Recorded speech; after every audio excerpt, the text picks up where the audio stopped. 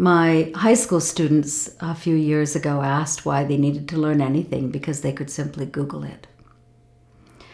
And the answer to that is memory.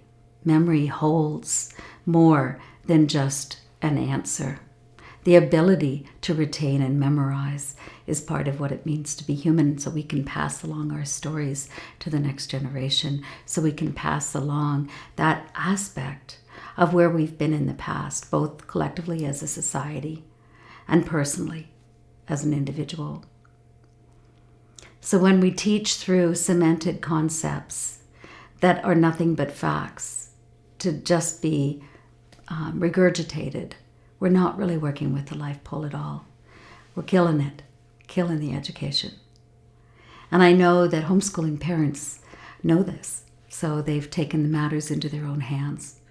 And they are actively working with living learning, a lifelong kind of learning that is informed by everything you do and see and breathe and be and read and eat.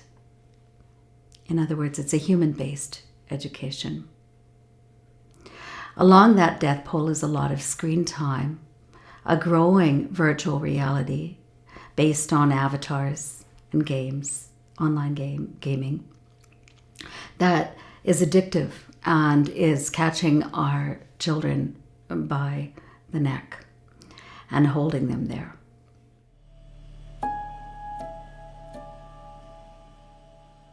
When I first saw the statue of David by Michelangelo in Florence, Italy, over 35 years ago, I cried.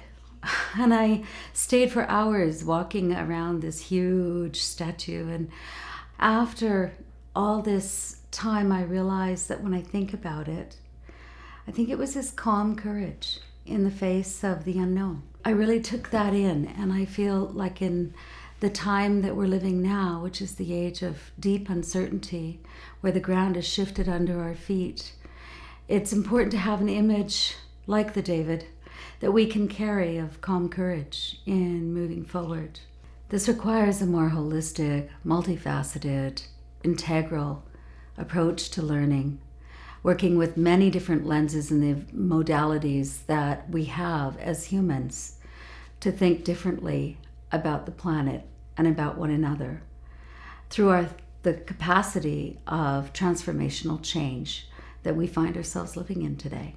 It's a marvelous opportunity to work out of a resilient education that makes us strong and whole and capable and ready to meet the coming new age with strength and courage. So how do we develop the core capacities that we're going to need to meet the Goliath of internet technology that is around our homes, in our back pockets, and our airwaves? Technology isn't the problem. It's the way we disseminate and decide about and deploy the technology that's the problem. So it's a matter of human balance. And this may sound dramatic, but I think that it's a balance between life and death. What is an education that involves life?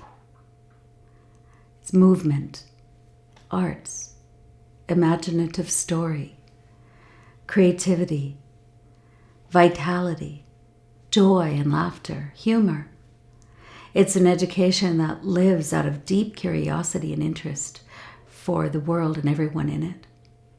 It's an education that works with the anabolic system of life forms that lead in an exponential way to the next aspect of learning. The death pole holds reductionist thinking, cold fact, cemented concepts, algorithms, screen time, virtual realities, avatars, and right around the corner, merging the human, not just our minds, which is happening now in our hearts, but merging physically the human with the machine. It also holds what James Williams, who is a Google strategist, calls the absence of aloneness. So the next generation will be dealing more and more with an absence of alone time to think by yourself, because the big tech doesn't want us to think by ourselves. In the digital attention economy, technologies compete to capture and control our attention rather than serve the true goals that we have for our lives, which we might not know yet. It's not out there in an algorithm. It's there in our quiet time, in our own still point. So our children won't know what it's like to really just be alone and to think and to be bored and to be imaginative. So if anything comes of this, I would say take time away from the screen as much as possible and plan on getting bored and getting imaginative and going out. If we want to capture the moment right now that we've been gifted with as human beings on the planet, what would it be? What would it be but to impart a level of meaning and purpose into our lives, to instill that same in our children, and to find the courage that David had when he faced Goliath from the inside out.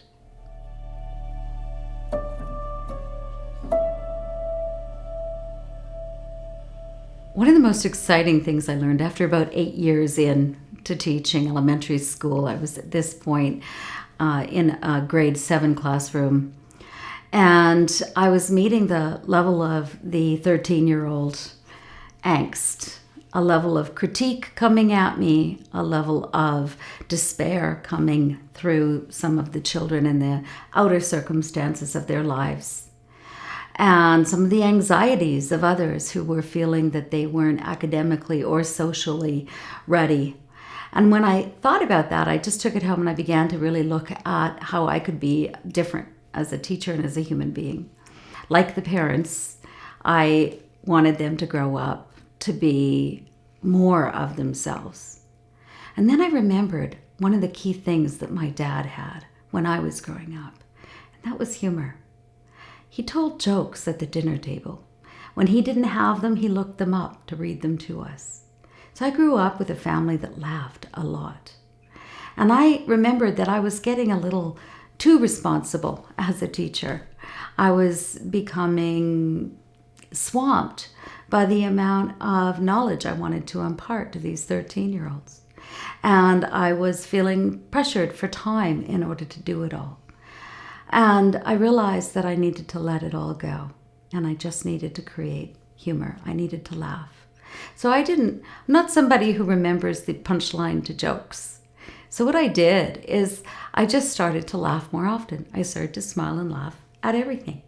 And so when the kids were bringing me their cynicism and their gravity-fed, gravity-bound, feet up on the desk and down they went, I laughed.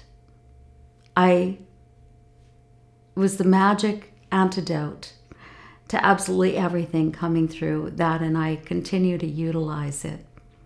When I look at humor, I realize that the aspect of humor really gets people to listen. Research has shown that the deepening level of involvement for our children and our youth on social media has led to an increasing rise in anxiety and depression and suicidal tendencies in and among youth. This is serious. This is not only just about mining our information and selling it to the highest bidder. This is about raising children and youth to be strong inwardly and to know themselves and to feel that they are supported by community. In Waldorf education, which is not a school, by the way, it's a way of life. It's a way of approaching life. Rudolf Steiner talks about the transformation of our thinking and the development of deepening our soul capacities through joy and tears, everything in between, and to engaging the will force so that we know that we still can impart meaning and direction and purpose into the world, in ourselves and in our communities. Children really need to know that the world is good and there are good people in it. And that is central, especially for the first 7 years, but I would say it's central to us all. Another aspect that's actively taken seriously, quite seriously, and built and developed is the role of beauty in our lives. So not only goodness, but to actually surround children with the sense of beauty. Along with the capacity of building goodness and beauty comes with this human striving for truth. And to know that we all strive for truth. And lately, I don't know about you, but I find it harder and harder to discern what is true and what isn't, wherever it comes from.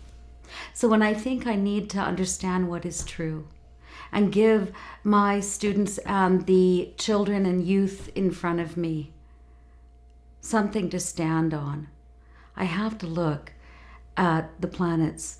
I have to look at the sun and the moon and the stars. I have to look at the water and the glaciers.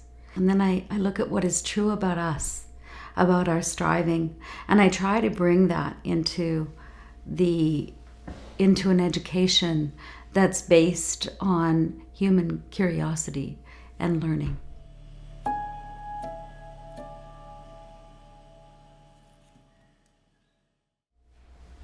One of my favorite aspects of teaching children and youth, and now adults, is teaching through the story.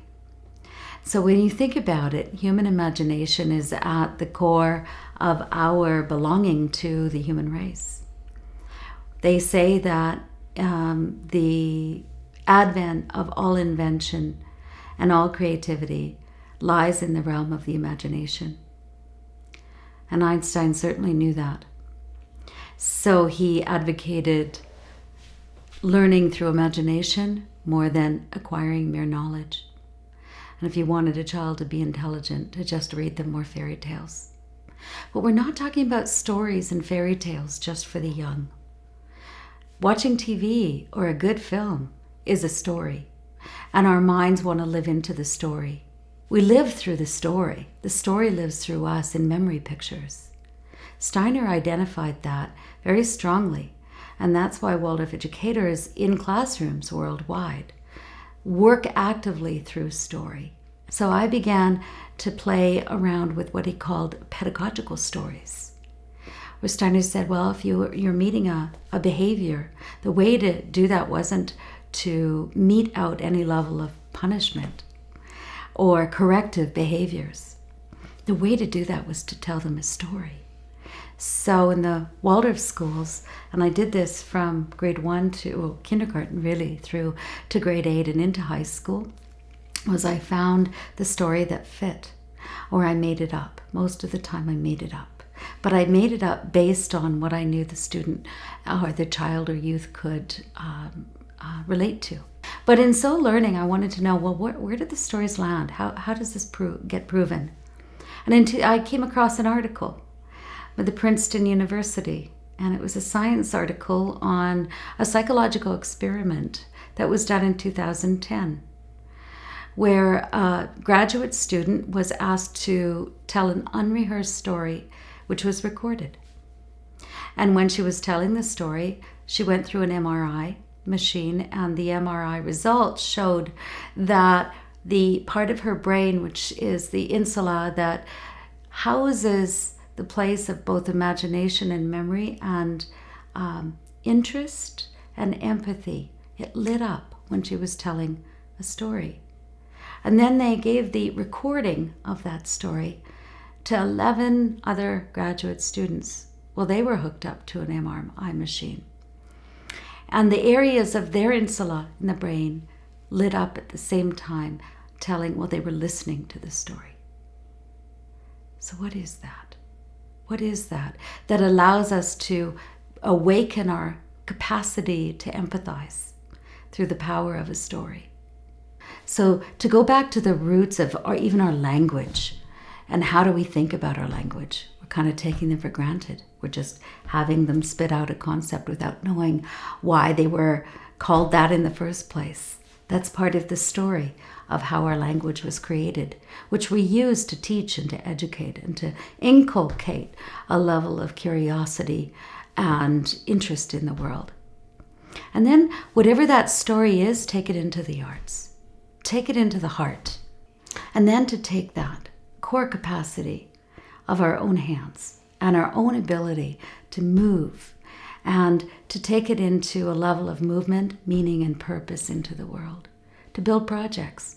If you can, build them inside, whether it be the young child creating a tent structure around your living room, or the older child building something that your family might need, a woodshed, a fence, a deck. And so this involves parent-student relationship. It involves core connection.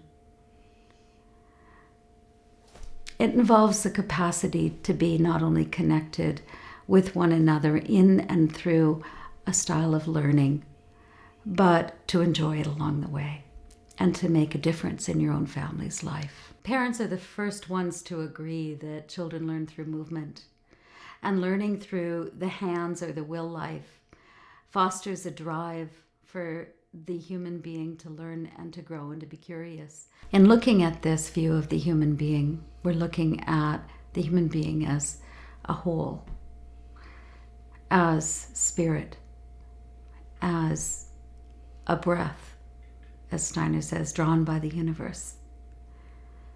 So when we look at being part of a breath, we have to look at what breath is. It's an expansion and a contraction. It's expanding who we are out into the world, into the periphery, and coming back into the center of ourselves and finding our own still point. And if we were going to look at the nature and the game of learning and curiosity, and which is what it should be, natural and a game, in taking the idea that we learn most often and the best through play and laughter and humor. That this breath of expansion and contraction can start in all our learning. So when we're learning online, we can go, because I'm not talking and advocating against going online. This is where we use the tools of the technology in front of us. That's out there in the periphery. But bringing it back home and finding it the relevancy within us is often left behind. And how do we do that? We do that through art. We do that by taking what we know and what's in our minds as the story out in the world, in what we're teaching through the breathing of a lesson into our heads, which is the story. The world is alive with story. And we bring that into our hearts through art, through conversation, through evoking the feeling life that's central to the subject, any subject, even math. And then we bring that into a deed in the world. So taking that aspect of breathing and expanding our learning and then bringing it down to relevancy within our lives is key, because it grounds down our learning. It doesn't ground it down into a concept that then we can very intelligently spout out. It grounds us into being whole and being human and knowing something that we didn't know before.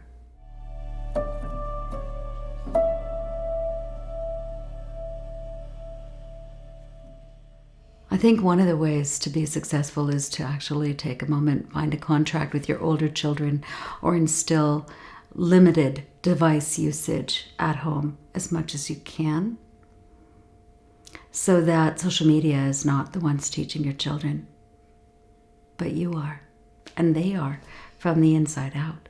We have to take back the day and rise to the higher ground, in our thinking especially.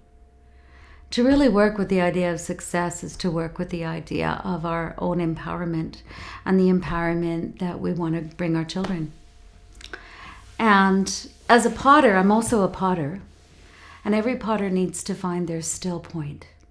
They have to take this whirring ball of clay and they have to put it to action, and they have to find the center so that something can be formed and made out of it.